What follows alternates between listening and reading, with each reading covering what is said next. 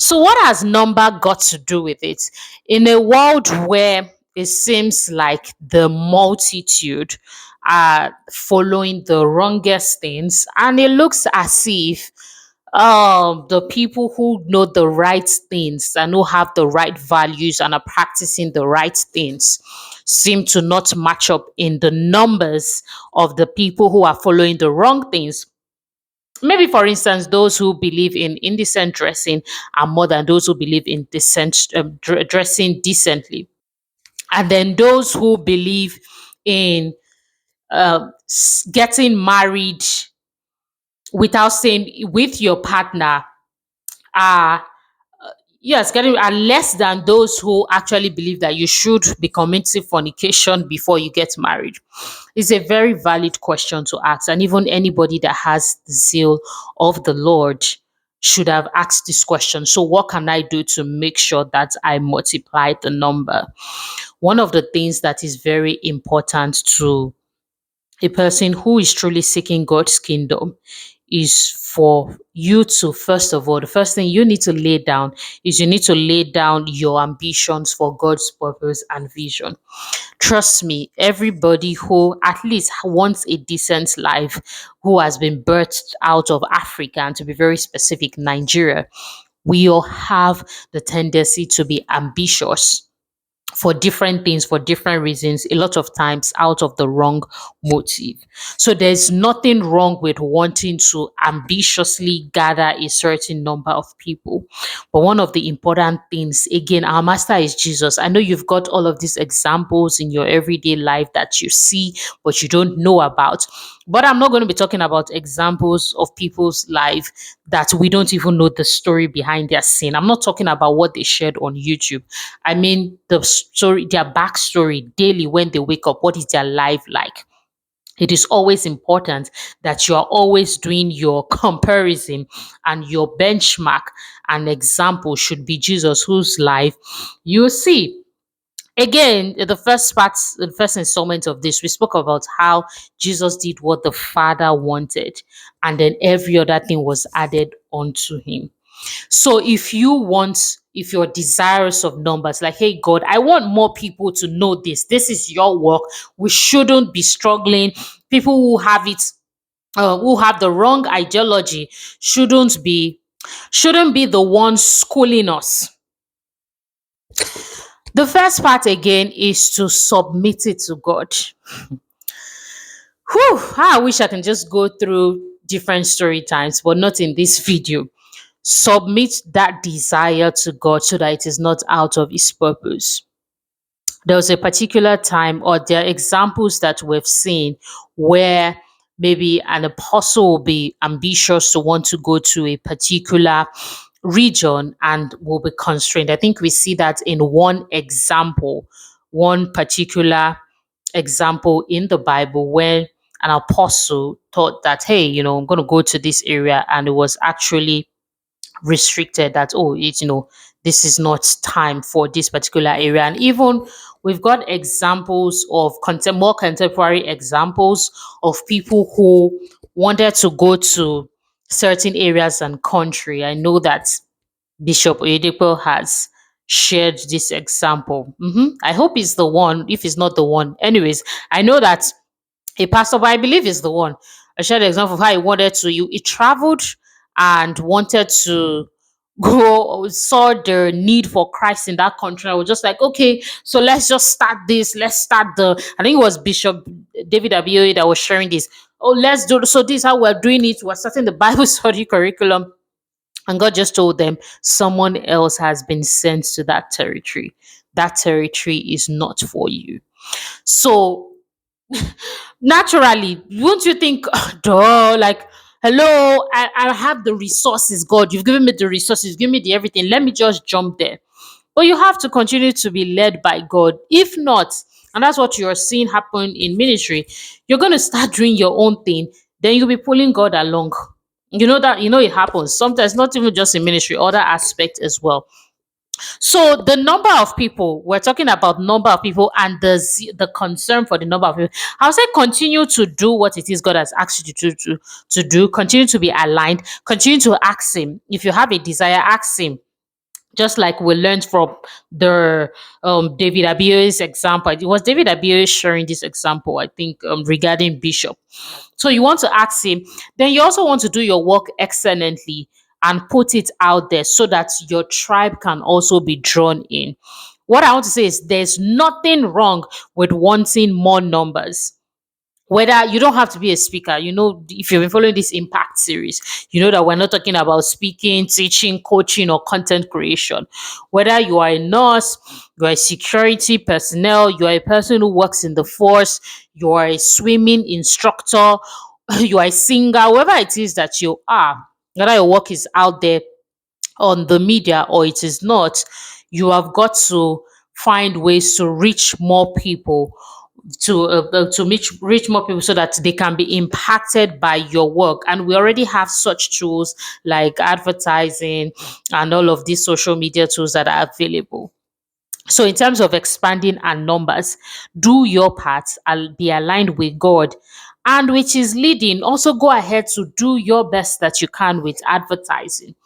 Why this is even a conversation and a teaching is because people then now start getting depressed when it seems as if the numbers that they are anticipating is not coming forth. And one thing I have realized is the reason for the depression, the challenge, the agitation is because they are looking at another person's ministry. They are looking at another person's numbers.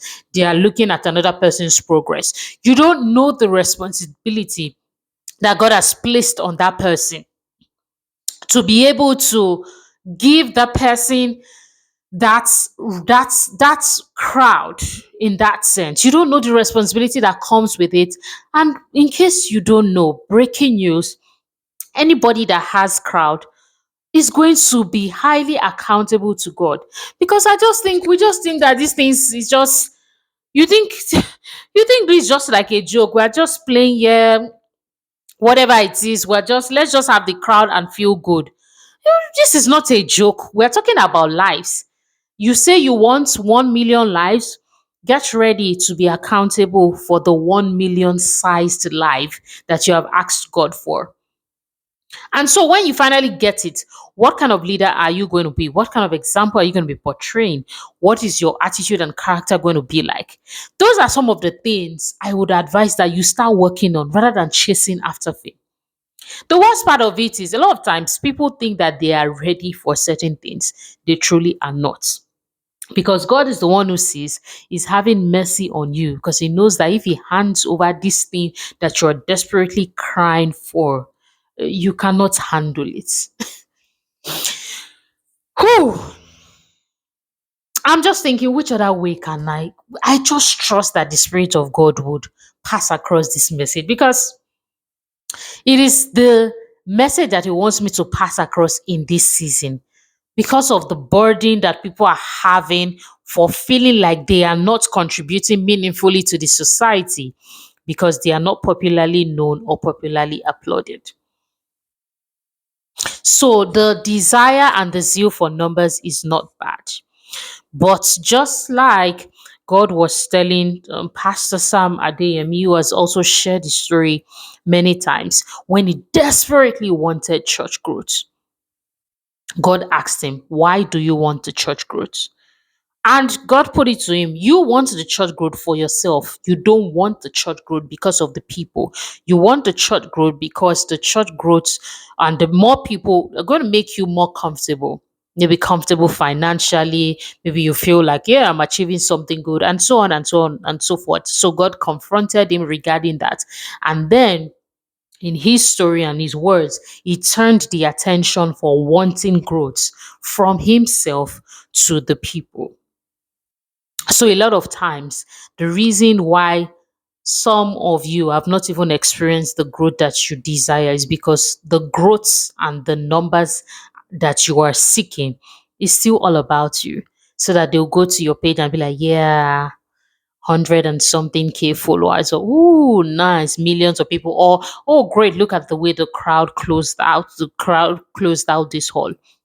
Whereas God is looking at the heart. You'll be surprised that some people who don't even call God every day, they are having a lot of crowd. Why? Some of these people, it's not the crowd that is moving them. They just want you to be impacted, and they don't care for the crowd. They're just like, okay, like these people, I just want to help them, and they truly are helping them. So you see how it goes, especially if you want to roll in the kingdom. Oh. In the last video before this, which you should check out, I already spoke about how by the kingdom standard, these are some of the things you need to pay attention to. So if you want to go into the world and do things the world's way, don't just expect backup from God and angels because you have chosen to go your way. A lot of times the things of the kingdom are not easily understandable to the human mind. Human mind cannot comprehend it because you just feel like 2 plus 2 should be equals to 4. But many times in the kingdom, that's not how God rolls. And you're not going to bend his hand. You are going to be submitted to his purpose. It is just what it is. So many times, instead of us to be focusing and paying attention to God's purpose, we are busy looking at what other people are doing. And that is why the anxiety and agitation and the comparison and the feeling meaningless continues. So I'll close out with this. You want expanded impact, you want growth, you want multiplication in numbers. The question is, are you desirous of this increase in numbers because of your personal selfish motive? Or are you really desirous because you truly want to change the lives of these people when they come? Jesus proved that to us when he fed the 5,000 and then the 4,000 again, proving to us that he wasn't doing this for himself. He had given them spiritually, then he went ahead to give them physically, to know that, look, this is not about me. I'm not trying to be the happening pastor and preachers like, oh, they came to my conference and yeah, like, oh, look at it. Like, it's about you. You're hungry, take food. It's not about me. Take food. I have it in me. Take it. And these are the kind of services that God wants to be recorded in your name. But if you do not pay attention to that one follower, to those 2 people, to just 3 people, 4 people, 10 people. You think that they are not important. You think that they should be moved to one side and shoved away. Like, I beg, who are these 10 people? I'm looking for 1,000 people. Our God is a God who watches those who are faithful with little, because those are the people that He's going to give much to. Thank you so much for watching this video. We're going to continue in our series of just impact and living a meaningful life. If you've not been watching, please go back to previous videos that you may have missed so that you can actually gain the wisdom and the knowledge, and you can receive the spirit of this impact that God is opening to the eyes.